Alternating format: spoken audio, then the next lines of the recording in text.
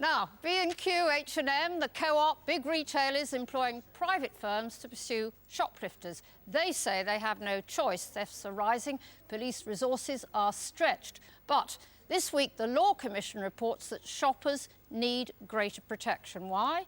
Because those private companies have been hounding people who've committed no crime at all. Victoria, Derbyshire, reports. One case of shoplifting every minute, 9,500 every week, 500,000 every year. Now store owners have had enough. Frustrated by criminal laws, they're turning to civil laws. Laws that entitle them to claim damages from thieves who've caused them losses. They call it civil recovery. Sounds fair enough, until you realise they're using private companies to pursue those damages. Companies who've been hounding innocent customers, just like you. In summer 2008, Kate Field and her fiancé stopped for petrol at the local Summerfield garage, now run by the Co-op. We were on our way to a 2-week holiday to Cornwall. We both filled up our cars. Then we went in to pay and they said, oh, sorry, we can't take cards, our card processing machine's not working. Then they got us to fill out forms, no means of payment forms, and said we'd have to return within 7 days to pay. When Kate explained she was going on a fortnight's holiday, Summerfield asked her to drop the £32 in as soon as she got back home, which she did. But a year later, she received a letter from a company called Retail Loss Prevention Limited. I got a very strongly worded letter saying that I'd committed wrongful actions, I'd taken goods without payment. I was absolutely amazed.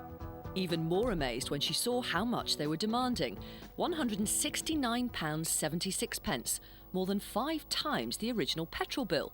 More letters followed, warning of court action if she didn't pay up, even though she'd sent them evidence proving she already had. For 2 months I had this possibility of going to court hanging over me. It was insulting, deeply insulting to be called a shoplifter. As someone who's never broken the law, it's just astonishing really that people can write to you and put that in writing and accuse you of that.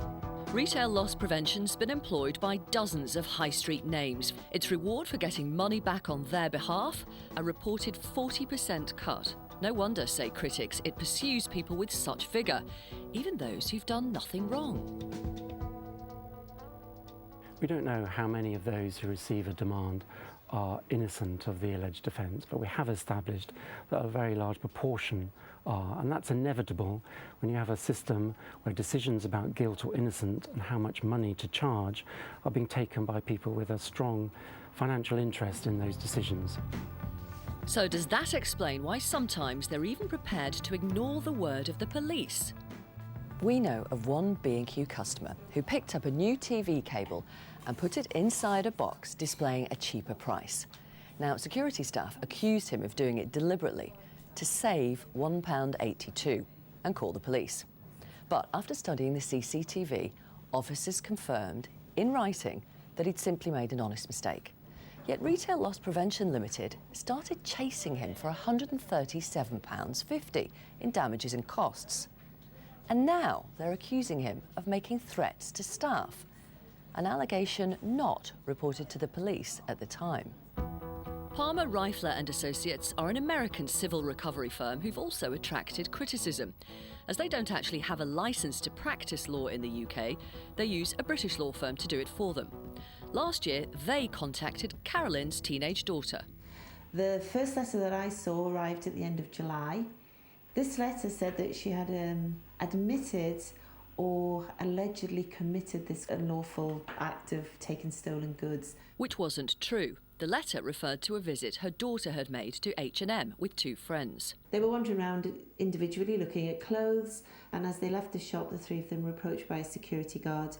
And she found out that her friend had actually been in the changing rooms and put some of the items into a bag. She had no idea about this at the time. Now, my daughter was allowed to go straight away because she had no involvement, as far as the police were concerned, with the incident.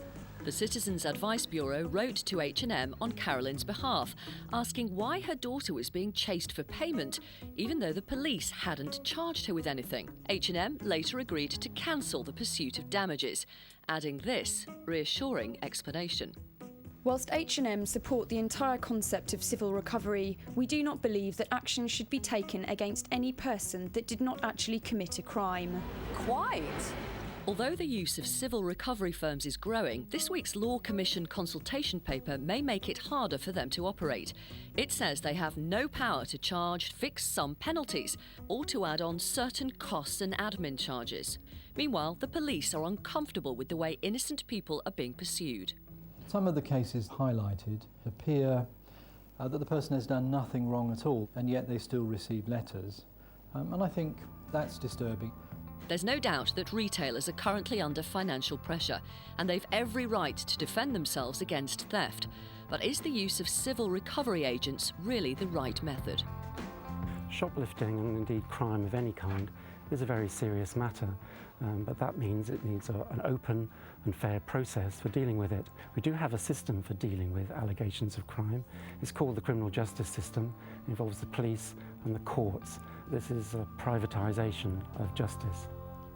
Well, H&M says it regards civil recovery as a deterrent rather than an income generator, and the companies acting on its behalf, Palmer Rifler and Goddard Smith, deny the letters they send out are misleading or unduly aggressive. Now, the cooperative group, which now owns Summerfield, says Kate Field should not have been pursued and has apologised to her. Retail Loss Prevention, which did do the pursuing, says the companies are entitled to seek redress under civil law, but says any suggestion that justice may not be served because it has a financial interest is fundamentally untrue.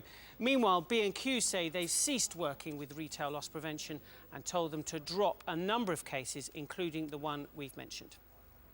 Still to come,